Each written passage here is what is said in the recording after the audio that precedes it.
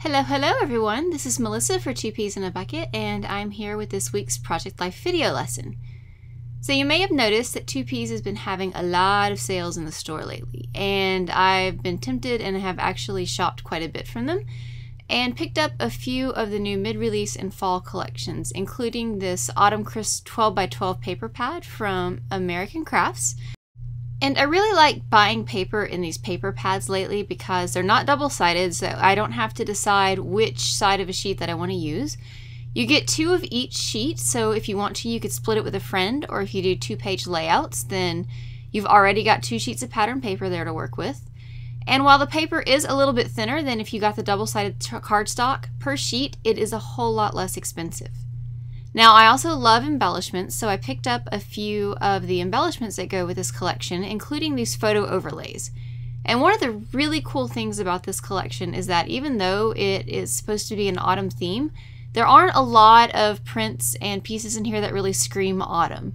In fact, I think you could actually use this for travel layouts. There's lots of things about the view and about adventure and colors, and there's only a couple of things that actually say something like fall or autumn or Thanksgiving themed. Now, the colors in Autumn Crisp are muted for fall, and I thought I'd brighten things up a little bit by combining it with some of the print shop collection from Studio Calico.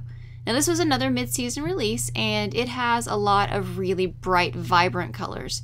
A lot of the same types of colors, the aquas, the pinks, and the oranges and blues that you find in Autumn Crisp, but just more saturated and, like I said, more vibrant. So I have the vellum die cut pack, I have the mini badges, and I also have the 6x6 paper pad. And here you can take a look at some of the sheets in this collection.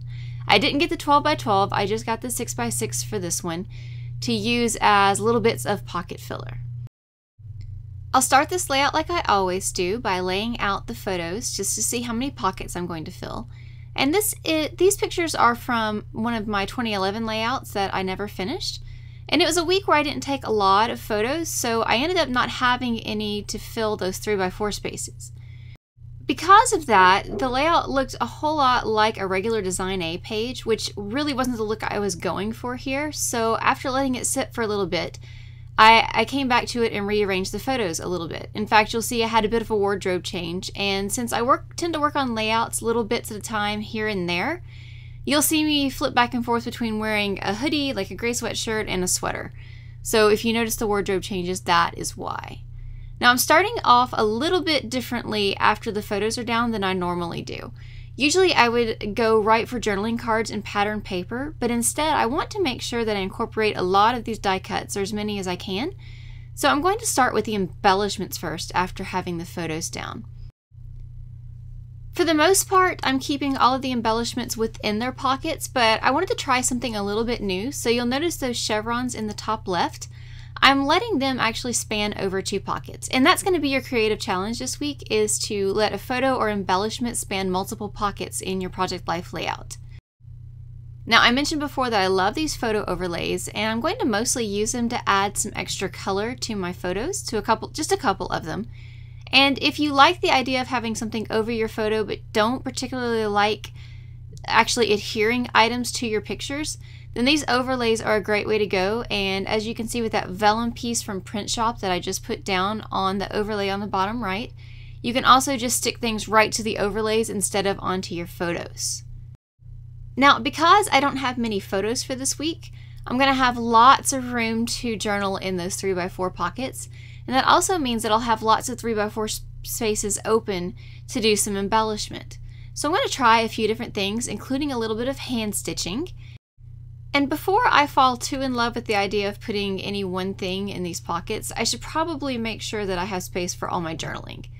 So I started off with that pink card, which is cut from the Autumn Crisp paper pad. And now I have some of the new Daily Flash memory cards. These are new October afternoon, just in the shop a couple of weeks ago.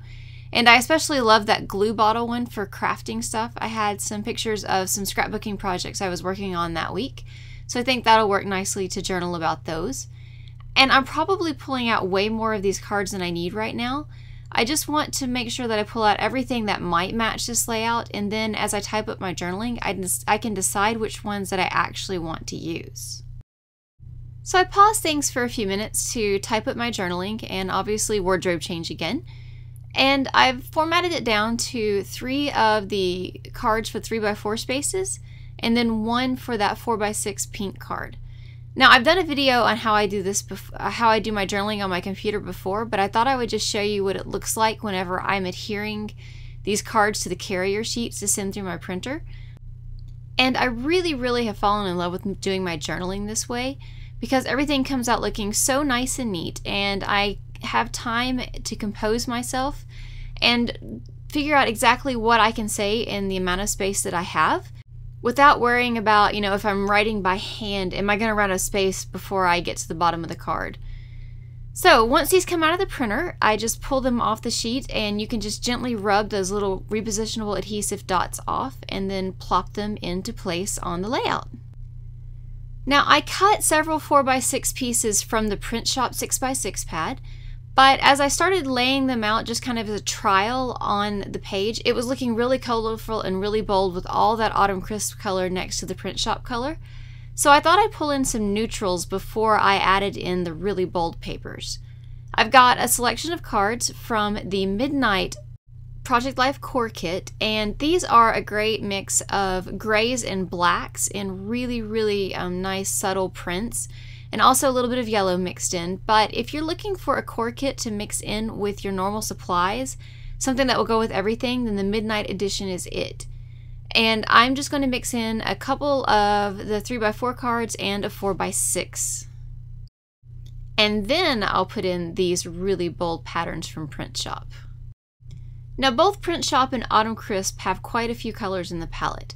And in order to keep this from getting really crazy busy, I decided to narrow things down to mostly just the pink, aqua, and yellow. And that really helped me also to pull together things from other collections that I wanted to use as well. Since I tend to keep my supplies sorted by color, especially after I've used a collection for the first time, it was really easy for me to go into my Project Life card stash and pull out, say, that aqua date card that's from the Dear Lizzie Polka Dot Party mini kit. I've already used that kit in a previous Project Life video, and so I had sorted the rest into my stash, and I just went in and said, hey, that'll match this, and pulled it right out. Now I did mention that I was going to get to play around with a few extra techniques that I didn't usually get to do on my Project Life layout, and one of those is using stitching templates. I love these embroidery stencils from Amy Tan's Cut and Paste collection. She's also had some in an earlier collection, and they're so super easy to use. They come with a mat, and you simply put it down. You put down the paper that you want to embroider on top of it and the stencil on top of that, and then use this little piercing tool to poke through all of the holes. Now, you don't have to have a template to do stitching. You can also just do hand stitching around an element on a card. So I've picked up this card from the Midnight Edition of Project Life, and I want to do a little bit of outline around the speech bubble. So I'm just kind of eyeballing the stitch length and piercing all the way around the outline of that bubble. Each of the stitching templates comes with 3 different shades of embroidery floss and 3 needles, and of course you can also use any type of embroidery floss you want. And these are 6 strands, and I found that using just 3 strands gives me a really good outline without it being too bulky of a stitch. So you can just separate those 3 strands right out. And then I'm just going to use a simple back stitch to fill in these areas. So I'll start by taping off the end of my tape on the back, and then it's just a matter of back stitching all the way around the holes that you've punched. I found that it's really helpful to keep the template out in front of you as a guide so that you know which holes are supposed to be connected. Otherwise it can look like just a crazy mess of little piercings that you're not quite sure how to connect as you go. But it looks really great when it's finished. As you can see, I have the right now and the hello all finished. And I've also gone ahead and adhered down most of the loose pieces, and I'm just going to finish a few things up. I'm going to attach this little vellum camera to that Midnight Edition card with just a little staple from my tiny attacher. And then to get this chevron piece to cross both cards, I'm just going to line the edges of them up and run a couple of strips of ATG tape down the chevron, and then stick it right over both cards, and then turn it over on the back and cut down the seam between both cards. So now it's going to flow between the pockets, but it's separated between the 2 cards. So I have photos in place, I have journaling in place, and a lot of the major embellishment in, so now it's time to add just a few finishing touches. And I'm pulling out yet another die cut pack. These are some of the snap caps from the new Daily Flash collections by October afternoon. And this is, as you can see, the third die cut pack I've pulled out to work on this layout. I really think that those packages are a great value because you get so many different designs at a really great price point. And I've picked out a couple little bits that I want to use, but I need something to kind of ground them to the page because otherwise they're going to get lost and look like they're floating on those pockets. And I like to do things like take these label type die cuts and cut them in half and make them look like they are either running off the edge of the page or run them up underneath a photo. And it makes a great little grounding point for things like those miniature flare badges that I love. They're only about a ½ inch, so they're much smaller than regular flare badges. And then, like I said, I'll stick the other half of that wood grain circle up underneath the photo and use it to ground that look arrow. And usually I stamp my date, but since this card had such a great spot to put it in, I decided to go ahead and handwrite it instead. And now I'll look for just a few more spots to put these mini badges in. Now they come with a really thick foam adhesive on the back that I'm not a big fan of for Project Life pockets just because it makes them so bulky. So I'm replacing it with some thinner foam pieces.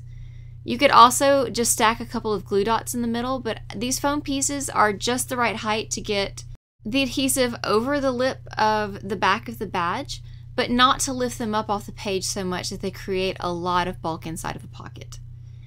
So here's a look at the finished pages, and you can also see them over on the lesson page at 2Ps. I'd like to thank everybody for watching, and I hope that you all have a fantastic weekend.